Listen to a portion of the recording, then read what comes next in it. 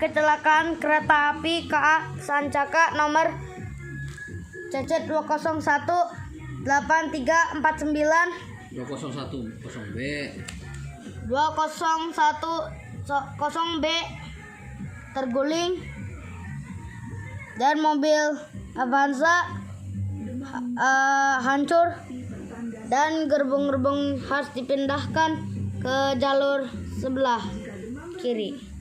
Sekali lagi, ini adalah kereta api KA Sancaka 2010B. Nah, ini derek udah datang. Ini derek udah datang. Membawain Dibawa ke mana nih derek? dibawa ke bengkel, akan dibetulkan segera. Jadi mobil yang anjlok ini akan dibetulkan pada pukul 19.47. Jangan lupa kalian like dan subscribe. Nanti kita bertemu lagi. Kereta akan segera dibetulkan dan jangan lupa subscribe. Assalamualaikum warahmatullahi wabarakatuh. Dadah.